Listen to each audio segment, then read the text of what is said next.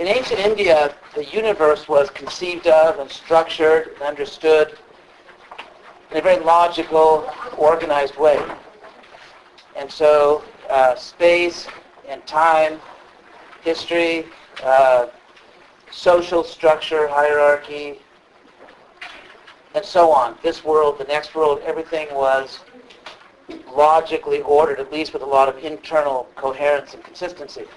And a lot of this this conception, a lot of the structure is somewhat universal in the sense that although in India there's a tremendous variety of different traditions and different approaches to religiosity, spirituality, and just life, still there's widespread agreement, even outside Hinduism, say in Buddhist traditions and so on, there's widespread agreement. So this is kind of like the universal picture of the universe. Space, time, human life, and so on. That you find for a lot of Indian history. So I want to go over that so everybody's in the, so to speak, the same ballpark.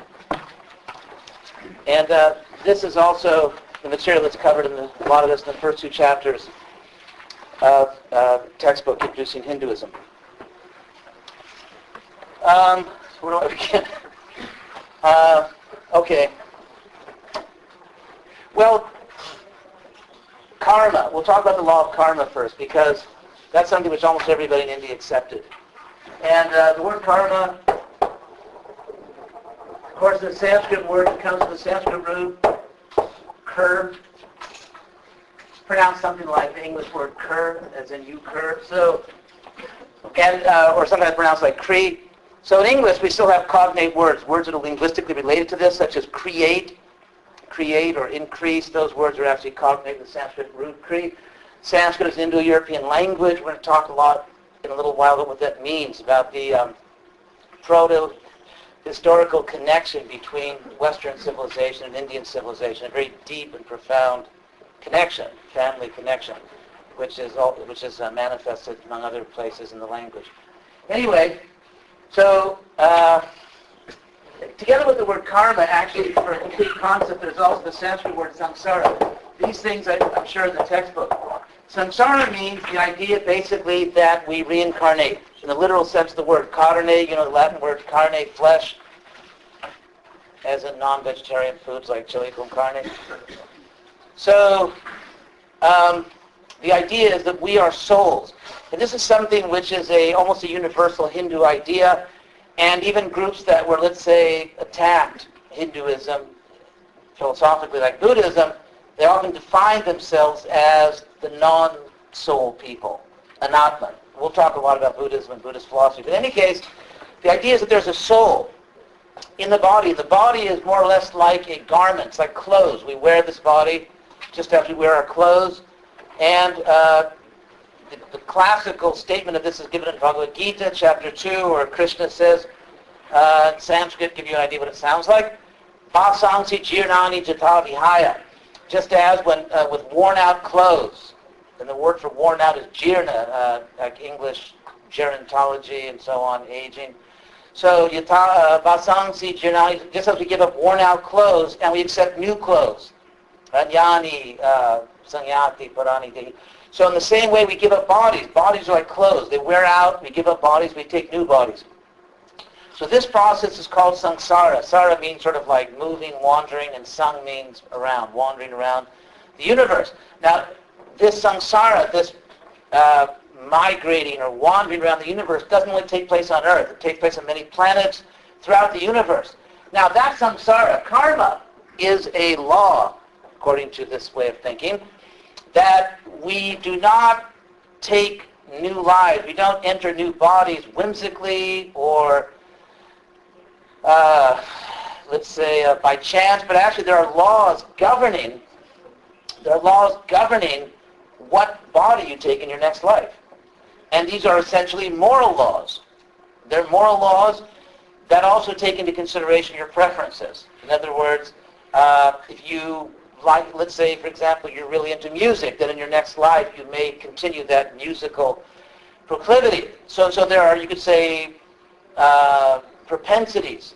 The law of karma governs certain propensities. There's a certain continuity The idea being that although we leave one physical body and accept another physical body, our mental body, this is the idea, there are actually two bodies. There's the physical body, but there's also a mental body called linga, rupa sharira. Anyway, so the idea is that the soul, within this mental body, which is your mind, the sum total of all your thoughts and feelings and so on, your mind goes with you to your next body. That's why there's continuity in your next life. So, for example, what we might call irrational phobias, like, let's say, fear, like claustrophobia or agoraphobia, or this phobia, that phobia. Phobia generally means an irrational fear of high places, but actually, according to this karma, you might say it's not entirely an irrational fear, because if in your last life, let's say you fell off the Empire State Building, then in this life, you may not be inclined to go to the top of high buildings. So it looks to the world like an irrational phobia, but it may just be what is called in the yoga system. We'll talk about everything later. But in yoga, one great scholar of the 20th century, Eliade, who was one of the pioneers, actually, of the academic study of religion in the West, he said that India was the first civilization to really come up with a serious depth psychology, going very deeply into our psychology, so that we have samskaras, which we'll talk about later, fears, deep-rooted fears or desires or expectations, which are a sort of a mental continuity from our previous life. So anyway, apart from that continuity, there are moral laws. So if you do good things, you get good things. Bad deeds are rewarded with punishment and so on. So that this problem of justice in the universe, is there justice in the universe? Our search for cosmic justice is not confined to a single lifetime. Like say in the book of Job in the Old Testament, where you have to find God's justice within one lifetime. But throughout many lifetimes, good and evil deeds are rewarded and punished. So that's karma and samsara. And now, there are also 4 purusha arthas. Purusha means person in Sanskrit. It often means a male person, or it can just mean person. And it's often used in examples, like when a person does this, that happens. So often just talking about people in general, they use it for purusha. Anyway, so artha means purpose or goal. So purusharthas are, again, these are very almost universal conceptions within Indian history. The idea is there are 4 goals of human life. One goal is dharma. We'll talk more about this word dharma, or virtue. I'll just call it virtue for now, and then in a second we'll talk more about this very important word, dharma. In other words, human life is meant to cultivate virtue. We should try to be good people. Not only because we'll get good karma from that, but because, as they say, virtue is its own reward.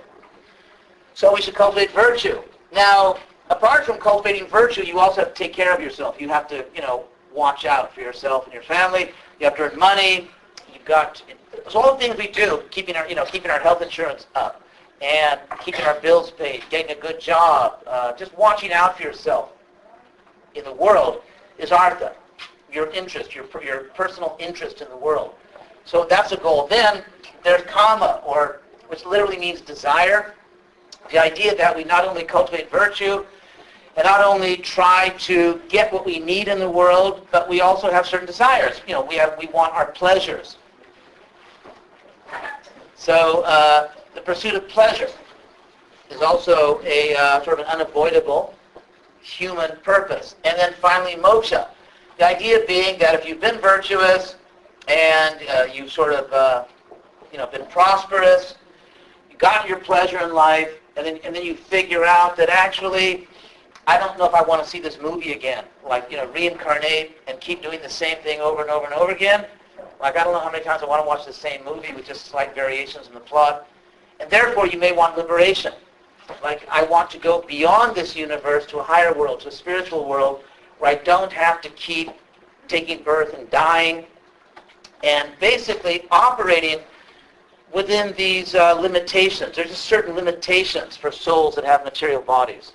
It's not an infinite life. It's not an unlimited life. There's a massive amount of ignorance in the world, and there's suffering. Even if you sort of follow the rules and get a lot of good karma, inevitably in this world there's birth, which is an unusual thing, to be kind of trapped in the trunk of a mother for several months, and then finally you come out, and then you age, there are diseases and injuries, you finally die. And this is true throughout the material universe. There's also the notion of, I didn't write it here, energy conservation, didn't want to use up all their chalk, but there's a very popular notion found throughout these Indian systems, which is Triloka, the three worlds. The idea, just as in this world, there's upper class, middle class, and lower class. So in the universe, there is like cosmic upper class, middle class, and lower class. You can elevate yourself by good karma to higher worlds, which are called Swarga, often heaven, material heaven. There are the earthly regions, like good old Earth here. And then there are miserable, even more miserable places on Earth, sort of hellish worlds, which are not eternal, but they're just really bad places to be for people that have exceptionally bad karma. So the idea is that there, just as in this world, you can observe these three levels, so also on a universal scale. The idea of moksha is that even if you have the best karma in the world, inevitably you are stuck in the material world. Just like, for example, if you're in a penitentiary, which I don't wish on any of you, but if someone's in a penitentiary, even if you have like the best cell in the place, and you have library privileges, and you get an extra donut for breakfast or something, you're still in jail. And so the idea here is that being in a material body and having to go through cycles of birth and death, old age and disease, and having just to deal with this karma thing all the time is not a great deal. And so moksha, the final goal of human life, is to free oneself from this and reach an eternal place. Now, exactly where do you go when you get liberation? That is really the debating point. That's really what the different systems argued about. For example, Buddhists. And Buddhism is not one thing, as we'll find out. There's lots of different Buddhisms. And so different Buddhist schools have different ideas about where you go. Like, what's the best possible destination the next time you want to travel to an eternal place? So there's Buddhism, different kinds of Buddhism has different ideas of where you go, different definitions of nirvana. Similarly, within the Hindu fold, there are different ideas about, do you go to a place where you're an eternal person? Do you go to a place where you sacrifice your individual existence and merge into a type of corporate cognitive radiance? The Jains, there's also a Jain religion, which at one time was actually a major contender. Nowadays, there's not too many in India. There's about, I forget the number, it's 6 million or something, out of over 1 billion people in India. It used to be actually a real contender. At one time, it was neck to neck, head to head with Buddhism. It was actually as important as Buddhism for several centuries. And then for reasons we'll discuss, Buddhism pulled into the lead and Jainism lost a lot of ground. But they have their own idea of moksha, of liberation. Everybody's got an idea of liberation, and obviously what you think liberation is has a lot to do with what you think our real identity is as persons. Because after all, everyone has a sense of going back to your roots, or liberation being finding who you really are. And so based on what people thought, or still think we are, they have different conceptions of where we should go. Yes? In my text we talked about moksha being like contrasted with bhukti. I don't know how to say it. Bhukti. Right. Oh, yeah, that's fine. Enjoyment of work. Yeah, the word bhukti there's it. Like how that goes with number 3 up there, which is also pleasure, but that's Right. as a goal. Yeah, bhukti is from the Sanskrit word bhuj, which means to enjoy. And then it's often another synonym, another way to say mukti from the same Sanskrit root is moksha, is mukti. So mukti and moksha are exactly the same thing. Just different ways to form nouns from verbal roots in Sanskrit. So bhukti and mukti are contrasted. Yeah, exactly as you thought. Bhukti would sort of be this. I think the book gives somewhat of a false impression. Last semester I was kind of very hard on the book, and so I turned over a new leaf this year. But I do have to say that the book tends to have a somewhat, I would say, almost naive idea that because for each of these different purposes, there are scriptures, there are dharma scriptures, artha scriptures, kama scriptures, moksha scriptures, the idea being there were separate communities that only cared about this or that. But in fact, people in general did accept all 4 goals of life. And anyway. That wasn't too harsh. So, any questions on this so far? Yes. Can you just clarify real quick? So Sure. Bhukti is just a synonym For karma, right. But of course, to get the good bhukti, you need the art, you need to pay for it. So. Yes? Isn't bhakti like the pleasure after that, like for material heaven and stuff, and karma is like pleasure in the world? No, karma, Krishna in the Bhagavad Gita, for example, chapter 9, describes those specifically who go to Swarga heaven as kama kami, those who are engrossed in kama. So it's a universal term for trying to enjoy the world, wherever you're trying to enjoy it. Wherever your favorite karma destination is. So, any other points on this? Questions? No? Going on. Yes? You said corporate cosmic radiance. What do you mean by that? Where you give up your individual existence and merge into some, like, one impersonal consciousness. Which means no more individual freedom, no more choices. It's just you don't exist as an individual person. I find that a little unattractive, but we'll talk about it. I personally really like my freedom. So, let's see, where are we here? Okay, guna. There's another very important point, which, or little list of items. It's a way of analyzing the world, and this little analysis really pervades Indian thinking in all the different schools. Everyone kind of takes this for granted. And that is that there are basically three qualities in the world. Just as we can measure the world in certain ways, quantify it, there are certain qualities in the world, qualities of consciousness, you could say. And these are sattva, goodness, rajas, that's an R, passion, and tamas, ignorance. And to give some simple examples, some music, let's say, tends to make you peaceful. It tends to make you peaceful or thoughtful. So that music might be the mode of goodness. Some music is very passionate.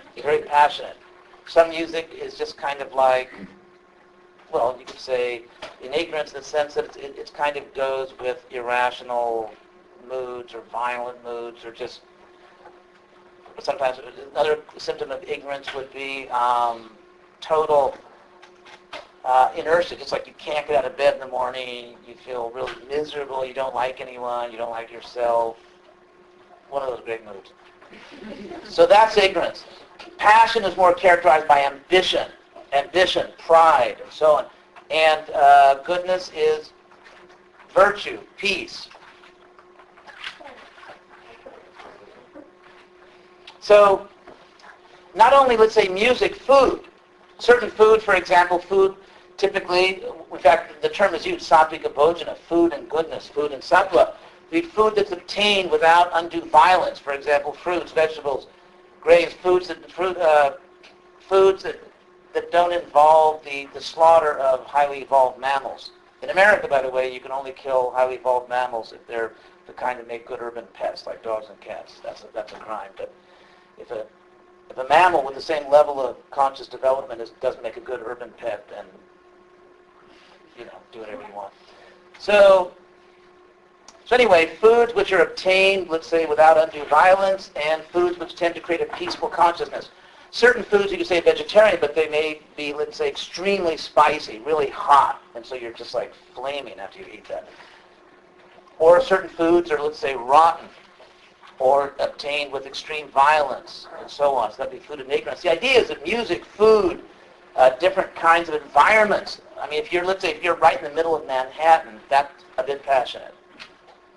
Whereas, let's say you go out walking in the country, out in the hills, in a beautiful forest by a lake, that would be in goodness. If you're in a place where, let's say, people are kind of just like, abusing each other, or it's just totally irrational and violent, that might be a place in ignorance.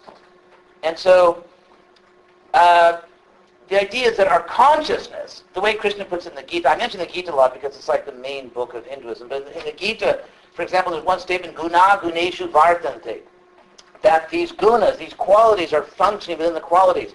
So our consciousness and our body is composed of different qualities in addition to being composed of different physical elements. It's also, therefore, some people, let's say, who tend to be passionate, they'll be attracted to passionate music. They'll be attracted to passionate food. They'll make friendship with other passionate people. They'll want to live in a passionate place. Like they'll find, let's say, a place out in the country unbearably boring. It's like, I hate this. You know, I want to get back in the city. There's like neon signs and loud music blaring and so on.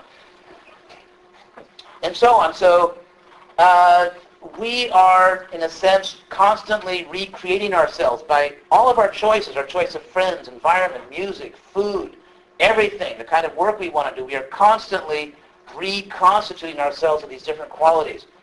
And based on the final result, the time of death, how you recreated, reconstituted yourself qualitatively, to a great extent will determine where you go in your next life, like the law of karma. Now, this also relates to another thing. This is all interrelated. Varna. I think in our textbook it says somewhat misleadingly that, the word Varna means color, which it can mean. There's like 100 different meanings for the word Varna. One of them is color. When the European colonialists, especially the British, were trying to justify their takeover of India, they promoted something which was not there before in India, which is that the idea of Varna is the division of occupation, you know, Brahmins, the priestly and teacher class, Kshatriyas, warriors, Vaishyas, merchants and farmers, Shudras, laborers, but these were racial designations, that actually India was set up along racial lines, so that the lighter you were, the higher you were. Now, the English thought this was a great idea because that's exactly what they were doing, but in fact, if you look at the tradition, that's not what people in Hinduism or in ancient Vedic culture were doing. The word Varna also just means a social order. It also means a definition of something, a description of something. So this is not a racial designation. I wanted to make that point. But those who are primarily in sattva and goodness are Brahmins. That's the idea. If a person is primarily in goodness, so they value knowledge, what they're looking for in life is not just prestige, fame, profit, but actually wisdom. And they value a peaceful life over an agitated life, then that person is naturally a Brahmin. Because they're interested in knowledge. They're teachers and scholars. And then if someone is very passionate, they might be a warrior, because it's a very passionate thing to go around, you know, bopping people with clubs and swords and things. So to be a warrior, one requires a lot of passion. And then it says someone who's sort of half passion, half ignorance can become the head of a, I guess, great American corporation. As we've seen, anyway, you all know what happened recently. And then a Shudra, the idea of being someone who was in the lower modes and is sort of dependent, would be labor class. That was a general idea. So there are these four Varnas, regarding, this gets into a larger topic, which is social hierarchy. Social hierarchy, because this system rigidified into a hereditary caste system, which is kind of like the notorious and much looked down upon hereditary caste system of India. And so I want to say a few words about that. One thing I wanted to say is that the original system was not absolutely rigid by birth. There was upward mobility and downward mobility. So the hereditary caste system where you're stuck, you know, however you're born, that's your karma, that's where God puts you, and you know, you're just going to stay there. There's no question of going up or down. That was a later corruption of the system. We should also understand that in Europe, in the Western world, in pre-industrial Europe, there was a hereditary caste system. America was kind of an unusual idea, although the original electoral college was only for major landowners, right? I mean, it wasn't for everybody, so, and it wasn't for all races. So social hierarchy is a thing which is hard to get around, and we'll talk more about that later, but you can see different movements within India, such as Buddhism or Jainism, or even certain movements within Vedic Hinduism, to try to abolish the caste system, to make a classless society, something that Marx wanted to do. And with always the same result, just as in communist countries like Russia or China, we found they developed this practically a more rigid hierarchy than in other places.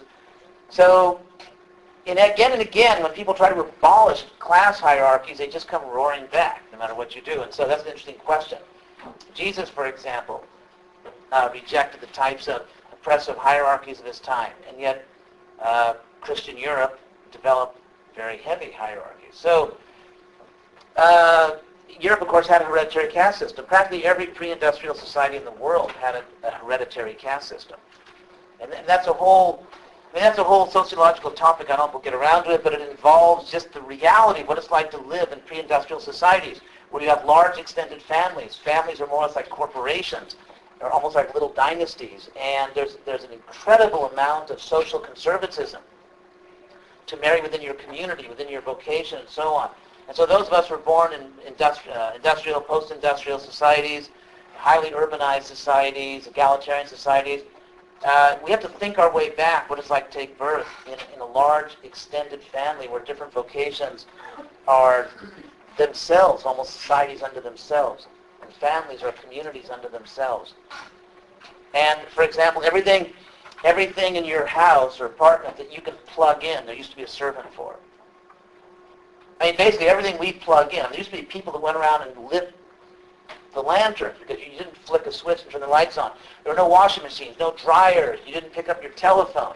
You needed people to take messages, wash clothes, plant crops, mend fences. The world is very, very, very different.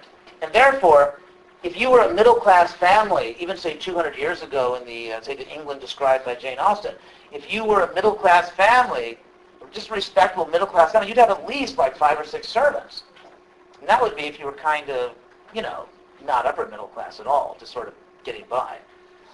You'd have 5 or 6 servants, and that means you need a larger house or different cottages around your house. What it meant was that your children were growing up with the children of the servants, and you didn't want them to intermarry because there were significant cultural differences. People spoke differently. It wasn't like nowadays where everybody kind of speaks the same English in America with certain variations and accents and so on. There were drastic differences in culture and language between different classes. And so you had to have these high barriers because the lower classes were actually living in your house. They didn't live in different neighborhoods. It's not like we live in a good neighborhood. The idea is that everybody was thrown together. So if you can think your way back to what it really felt like to live in a society like that, pre-industrial, it's a very, very, very different experience. And so you not only have let's say nowadays many families, parents are divorced, so it's not like your mother wants you to do this in life, or your father wants you to do that, and your mother and father don't even live together. Or let's say if your parents do live together, then like they may gang up on you. This is what we want you to do. This is what we feel you should do. And that's enough pressure. Imagine if you got like 70 people doing that. I mean, imagine if you live in a village and you can't just jump on a train or take a bus or get in your car or take a plane. Those things don't exist. And, ox cars don't go real fast. So you're not going to go very far away from home unless you're totally radical and just renounce the world. And you've got like dozens and dozens of people. Your whole town is related to you practically. And everybody wants you to do something. And if you don't, your whole world crashes. So there's this incredible conservatism and these types of social hierarchies. So in India, it played out like this. But if you look at practically every pre-industrial society, you'll find much more social hierarchy, much less upward mobility. Even in America, anyway, just get this out very quickly. But for example, I read in the Harvard Alumni magazine that they're doing this study at Harvard on social mobility. And what they found is, although we have kind of like this myth in America that there's like unlimited upward social mobility, actually there's not. And what they found is there's much less moving from one class to another than we like to imagine, and that the gap between, let's say, salaries of the rich and the poor now is the largest it's been in 80 years. And so anyway, the social dynamics of this country are not exactly what we'd always want to think they are. Yes? Do you mean that on an acceptance by the upper class, or on an occupational level, people aren't able to move up occupationally, or people aren't able to move up being considered, without being looked down on as new money, or right.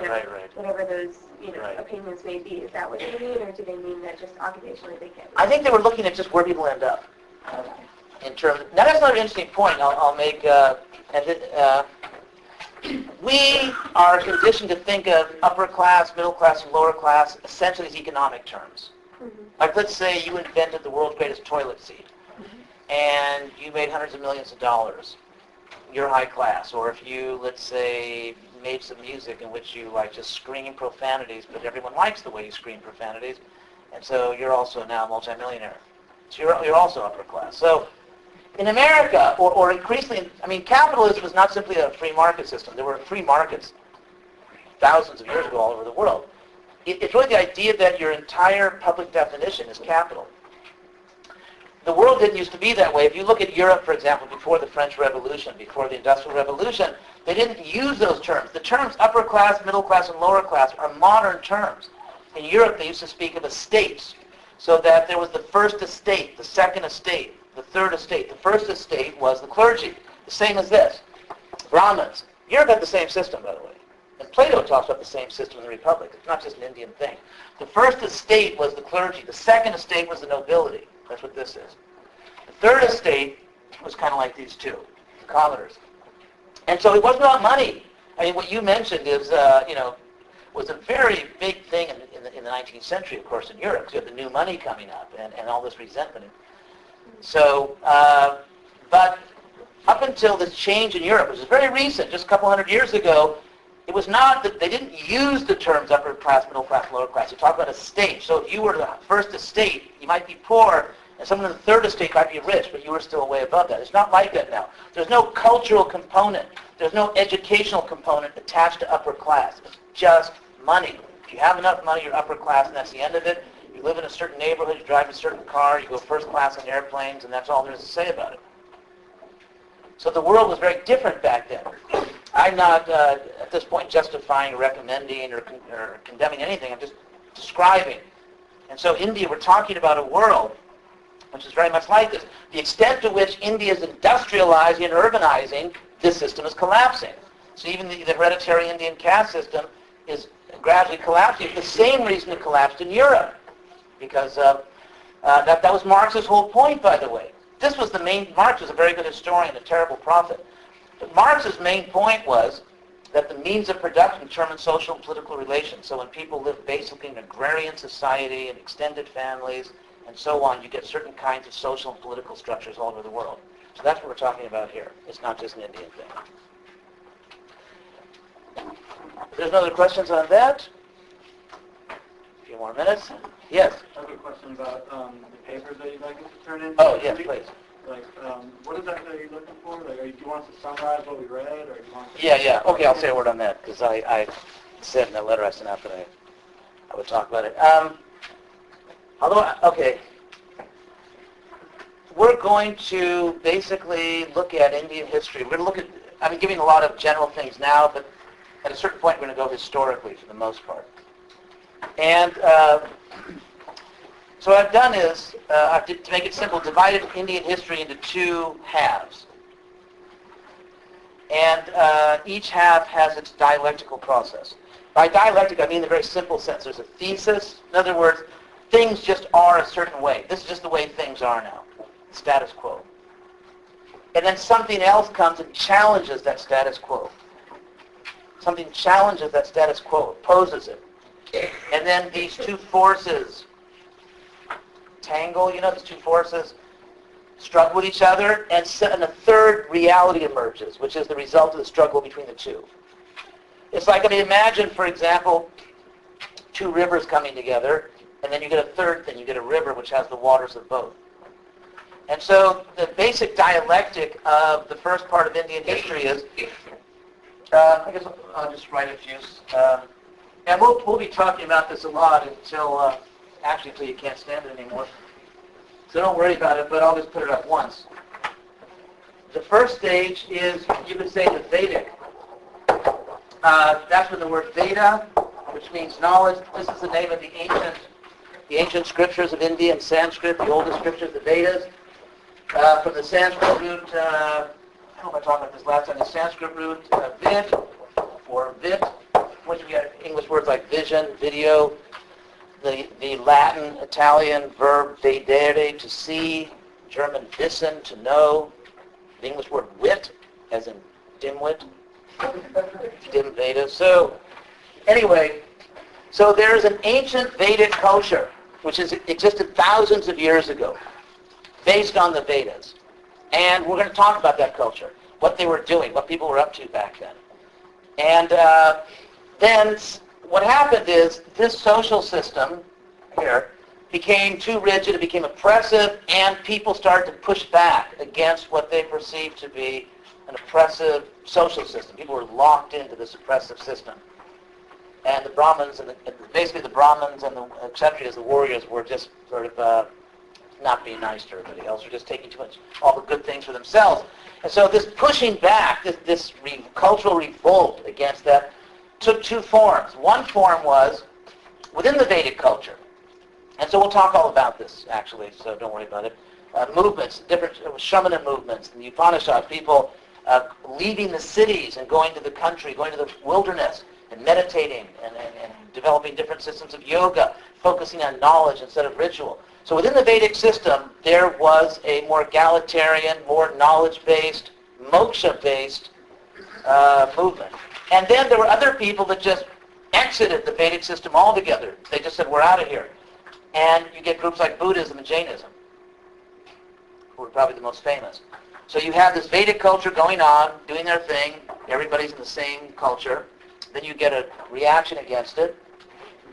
And they struggle. And there's all kinds of debates, and then there's a real cultural battle going on. Both within the Vedic culture and with the Vedic culture and those outside of it.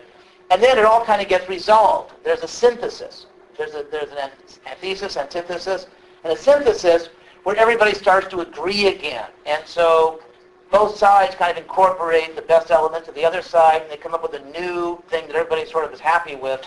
And that new thing that everybody's kind of happy with, you could call Hinduism. Just, I'm using words loosely, but that's basically what it is. So then everybody's happy again, okay? Because even the Buddhism, at least in India, it emerged out of Vedic or Hindu culture and kind of ended up merging back in. So that by the time the Muslim invasion of India about 1,000 years ago, when the Muslims basically killed the Buddhist monks. Not really the nicest thing to do. But anyway, at that time, Buddhism had practically become just another branch of Hinduism. Because, because of different historical forces we'll talk about. So again, let's say around 1,500 years ago, even 1,700 years ago, everybody's kind of on the same page again. There's a lot of diversity in India. There are different traditions, different approaches, but everyone's kind of getting along, and they're not real battles going on over doctrine and so on. Then something else. So that's the first half. The original Vedic culture, there's sort of the cultural revolt within the Vedic culture in the form of people going to the forest and doing other things, and people leaving Vedic culture, becoming Jains and Buddhists. Then it all synthesized into something like Hinduism, let's say approximately 15, 16, 1700 years ago. Then it goes on for a while, and there's another antithesis. So that becomes the new, the synthesis becomes a new thesis. Then something else happens, and that is the Muslims invade in an extremely violent way, and so everything is just thrown up in the air again. So you have the existing culture, this invasion, this cultural battle, military battles, everything is sort of thrown up in the air. And over time, that kind of works itself out, and you get a new synthesis, which is just sort of starts to look something like modern India. So you have these two dialectics. So in the first half of the course, the paper, basically what I wanted the students to do is just to at least describe this framework. Just, in other words, you can write the paper on any topic you like, sociological, psychological, political, cultural, mystical, anything, philosophical, basically anything you want. But just put it within this historical framework. That there's a Vedic culture, there's an antithesis, which is these new movements within and outside the Vedic culture, and then there's a synthesis at the end. Everybody kind of gets together again. So that's all it is. Yes? You say that with time Buddhism kind of merged with Hinduism, and it made kind of a modern Hinduism, and based on systems so that the whole system is not that rigid and stuff. But still, if we see in India, but the caste system is still quite rigid. So if you look at, say, cities like Bombay or Delhi, the more you find urbanization, modernization, westernization, the weaker it becomes. No, but like you said that it merged long back with like with Buddhism. Yes. Buddhism merged long back with Buddhism, so like caste system shouldn't be that rigid from then. So like. Well, let me talk a little bit about the caste system, because actually I do want to talk about that. Okay, we have about 10 more minutes.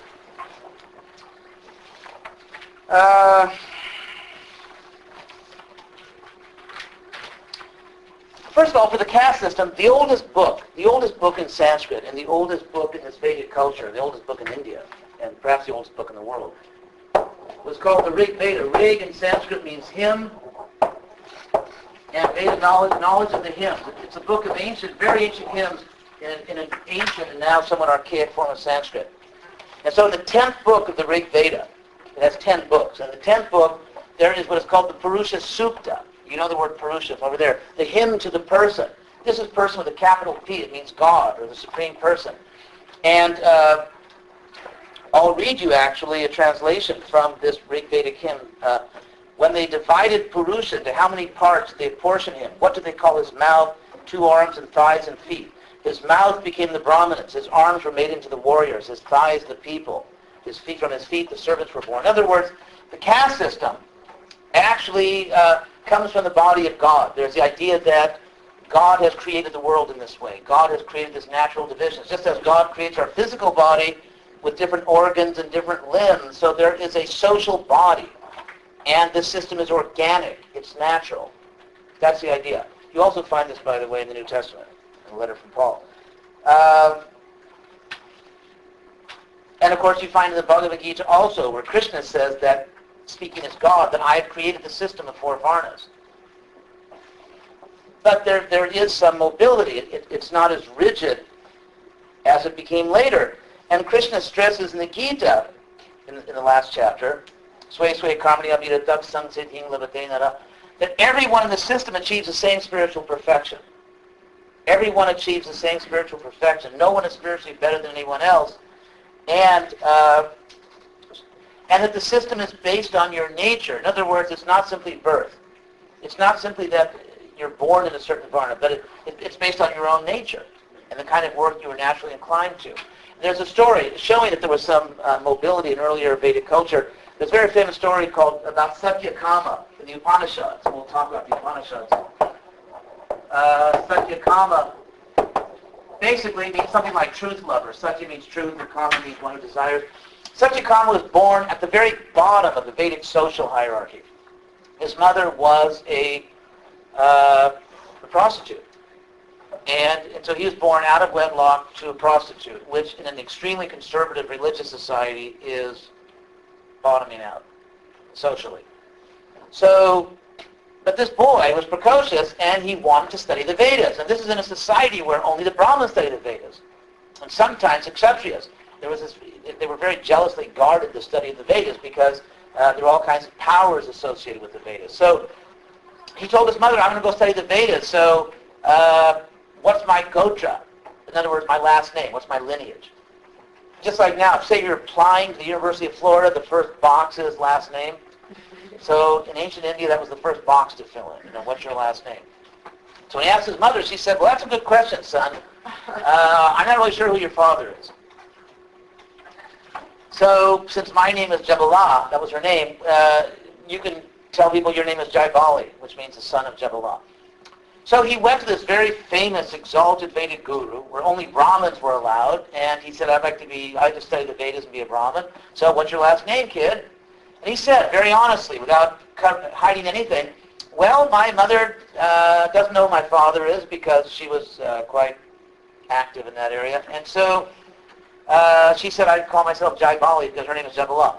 So the guru said, because you're so honest, you're actually a Brahmin. Because you're so honest. And he was accepted and became actually one of the most famous Vedic Brahmins. So there was, that was the original system. And then, of course, things changed. Something else I wanted to rush through, and that is that the system in ancient times actually was not so oppressive. Here, one of the earliest descriptions we have of ancient India comes from a Greek ambassador named Megasthenes, who was a Greek ambassador about 2,300 years ago in Pataliputra, which was the capital of Imperial India at the time. And he wrote a book on India called Indica on India. These are some of the things that Megasthenes says. This is one of the main sources we have for India thousands of years ago. The inhabitants have abundant means of subsistence. They exceed, in consequence, ordinary stature. In other words, they're rich, they're like large, healthy people, distinguished by their proud bearing. The law ordains that no one among them shall under any circumstances be a slave. But that enjoined, and of course in Greece, ancient Greece and Rome, they had lots of slaves. No one shall be a slave, but that enjoined freedom. They shall respect the equal right to freedom which all possess. This is ancient India. The philosophers, being exempted from all public duties, are neither the masters nor the servants of others. In other words, philosophers don't have to fight like dogs and cats to get college tenure. If you're a real philosopher, they'll maintain you, so you can just think about things. The farmers are exempted from fighting. No military service for farmers. Very different from Europe. The farmers are exempted from fighting and other public services, devote the whole of their time to tillage, nor would an enemy coming upon a husbandman, a farmer, do him any harm. In other words, you don't attack other people's farms, you don't blow up other people's cities. Warfare is only among professional warriors in a designated place. No one bothers anybody else, and farmers are protected. Artisans. What about the artisans who are actually Sudras? They are not only exempted from paying taxes, but even receive maintenance from the royal government. Among Indians, officers are appointed to see that no foreigner is wronged. Should any foreigner lose health, they send physicians to attend them and take care of them otherwise. And if a foreigner dies, they bury him and deliver over such property as the foreigner leaves to his relatives. The judges also decide cases in which foreigners are concerned with the greatest care and come down sharply on those who take unfair advantage of foreigners. It's a very civilized society. Ashoka, who was the emperor about 2,300 years ago, he had these Dharma Mahamantras, these people who toured the empire to enforce regulations based on compassion to humans and animals alike. There were federal government agents that went around the kingdom making sure that no human being or animal was mistreated. There's another pilgrim around 1,600 years ago, Fa Xian, who was a Chinese pilgrim, Chinese Buddhist pilgrim, who spoke glowingly about how peaceful India was, noting the rarity of serious crime and the mildness of administration. It was possible, he stated, to travel from one end of the country to the other without a passport and without any fear of molestation. This is a highly civilized country. Rich, civilized, there's freedom. The oldest text you find, like for example in Mahabharata, there was freedom of speech. You could go out into the main square of the town and criticize the government, the king. There's no hint of any punishment for that. It's a very interesting society. There's a whole history of what happened with different invasions and how the society was twisted and transformed by invasions and oppression. But when you look back at this ancient civilization, it's extremely impressive. It was philosophically brilliant, and we're going to talk about that. Anyway, there's other stuff I didn't get around to. I don't want to end late. So next week we'll start going into the details, the historical details of what this culture was and how it developed. So thank you very much. See you Wednesday.